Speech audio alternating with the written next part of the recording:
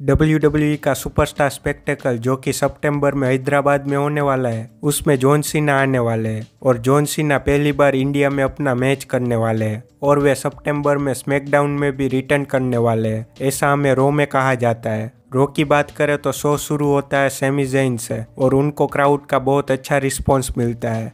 उनको क्राउड बोलने का मौका नहीं दे रही थी और उनको ये सब देख के गूसबम्प्स भी आने लगे।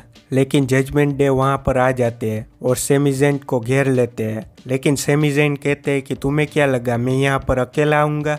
और तभी केविन ओवेंस का थीम सॉन्ग बजता है और केविन ओवेंस अपना रिटर्न करते हैं और आकर जजमेंट डे को मानने लगते हैं। क्राउड के साथ साथ मैं भी बहुत खुश हुआ केविन ओवेंस को फिर से देख के। केविन ओवेंस जजमेंट डे को टैग टीम मैच के लिए चैलेंज करते हैं। फिर जजमेंट डे से कौन से दो मेंबर्स टीम अप करने वाले हैं वो उनको डिसाइड करना होता है और ऐसा दिखाते हैं कि डेमियन प्रीस्ट और फिन बेलर एक दूसरे के पार्टनर नहीं बनना चाहते और रिया रिप्ली उन दोनों को मैच में डाल देते हैं, जो कि प्रिडिक्टेबल था। फिर दोनों टीम का मैच होता है जहां जेडी मैकडोनाल्ड आकर फिन बेलर की हेल्प करने की कोशिश करते हैं। वे money in the bank briefcase उनकी तरफ थ्रो करते हैं, लेकिन केविन ओवेंस ब्रीफकेस को पकड़ लेते हैं और फिर से फिन बेलर को ब्रीफकेस से मार पड़ती है। WWE एक ही चीज को अलग अलग तरीके से रिपीट करे जा रही है। खैर, केविन ओवेंस ने फिन बेलर को ब्रीफकेस रेफरी के सामने मारी, इसलिए वे डिस्क्वालीफाई हो जाते हैं। जिसके बाद जजमेंट डे सैमी ज़ैन और केविन ओवेंस को मारने लगते हैं, लेकिन कोडी रोड्स उनको बचाने आ जाते हैं और फिर से वही डायलॉग मारते हैं, तुम तीन और हम तीन। और फिर से टैग टीम मैच शुरू होता है, जिसके एंड में डोमिनिक मिस्टीरियो को तीनों रेसलर की फिनिशर पड़ती है और बेबी फेस टीम जीत जाती है। मुझे केविन ओवेंस को फिर से देख के अच्छा लगा, लेकिन जजमेंट डे के साथ वही tag team match main event में, जहां सबको पता है कि जजमेंट डे हारने वाले हैं, ये सब बार बार देख के मेरे जैसे कई फैंस थक गए हैं। केविन ओवेंस और सैमी ज़ैन को कोई दूसरी टैग टीम के साथ मैच कराओ।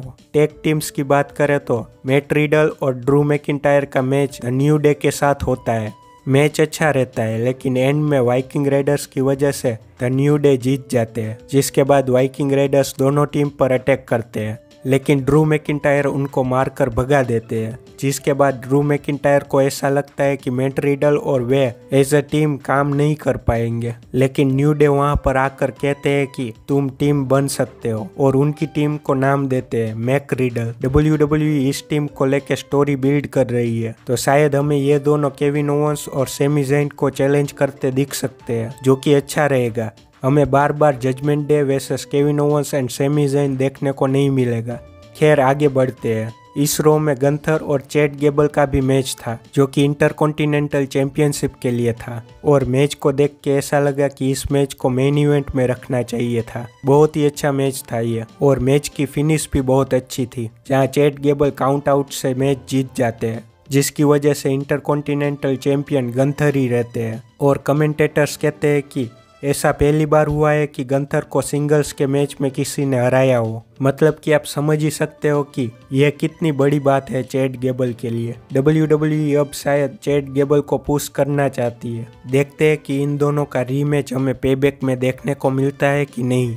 फिर शिंसुके नाकामुरा का वीडियो प्ले होता है, जहां वे जापानीज भाषा में बोल रहे थे, लेकिन शुक्र है कि यहाँ सबटाइटल्स दिए जाते हैं। इस वीडियो में वे कहते हैं कि उन्होंने पिछले हफ्ते सेथ रोलिंस के कान में कहा कि वे सेथ रोलिंस के बैक के बारे में जानते हैं, कि कैसे वे जब भी रिंग में होते हैं या फिर कहीं और, उनको लगातार बैक में पेन होता है। और बाद में सेथ रोलिंस इंटरव्यू में कहते हैं कि उनको बैक में 2 फ्रैक्चर्स हुए थे, तो हाँ, उनको पेन होता है। इससे हमें रीज़न भी मिला कि क्यों शिंसुके नाकामुरा ने सेथ रोलिंस को चैलेंज करने का फैसला किया। लेकिन इसकी वजह से हम प्रिडिक्ट कर सकते हैं कि उनके पेबैक के मैच में शिंसुके नाकामुरा सेथ रोलिंस के बैक को टारगेट करेंगे और उस पर वार करेंगे। आगे कैंडिस लेरे और रिया रिप्ली का मैच होता है, जिसमें सबको पता है कि रिया रिप्ली ही जीतने वाले हैं, लेकिन फिर से WWE ने नए टैलेंट को कुछ ही मिनटों में हरा दिया ताकि रिया रिप्ली को पावरफुल दिखाया जा सके। और मैच के बाद रकेल रोड्रिगस आते हैं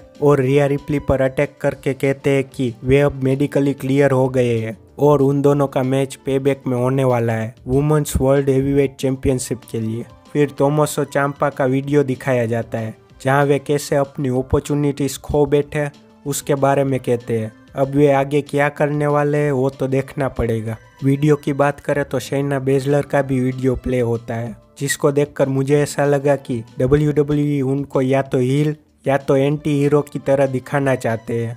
फिर बेकी लिंच का प्रोमो होता है जहाँ वे कहते हैं कि वे किसी भी चीज को सरवाइव कर सकते हैं और वे अनस्टॉपेबल है। और तभी ट्रिश स्ट्रैटस और जोई स्टार्क्स वहाँ पर आ जाते हैं और ट्रिश आकर उस जगह का मजाक उड़ाते हैं और क्राउड की भी इंसल्ट करते हैं और कहते हैं कि पेबैक में उनका पहली बार स्टील केज में मैच होने वाला है और वे ये प्रूव करना चाहते हैं कि वे अपनी जनरेशन के ग्रेटेस्ट ऑफ ऑल टाइम है और इस जनरेशन के भी। ये अच्छा प्रोमो था। दोनों पेबैक में क्यों मैच करना चाहते हैं उनके रीजंस दिए।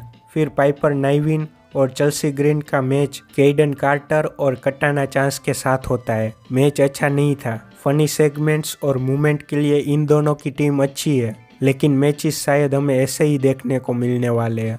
फनी मूवमेंट तो अकीरा तोजावा का था, जहाँ वे एले नाइट की मिमिक्री करते हैं। मिज ने उन्हें अपना अपोनेंट बनाया था और मैच के स्टार्ट होते ही एले नाइट वहां पर आ जाते हैं और मिज की तरह कमेंट्री टीम को ज्वाइन करते हैं। यहाँ मिज अकीरा तोजावा को एले नाइट पर फेंकने की कोशिश करते हैं, जैसे एले नाइट ने स्मैकडाउन में ऑस्टिन थियरी को मिज पर फेंका था, लेकिन मिज कामयाब नहीं होते और मिज का एले नाइट पर ध्यान होने की वजह से अकीरा तोजावा जीत जाते हैं। जिसके बाद एले नाइट मिज को BFT मारकर उनको टिश्यू पेपर पकड़ा कर चले जाते हैं। इन दोनों की राइवलरी हर हफ्ते अच्छी बन रही है और दोनों अपना जलवा दिखा रहे हैं, चाहे प्रोमो हो, मैच हो या फिर कमेंट्री।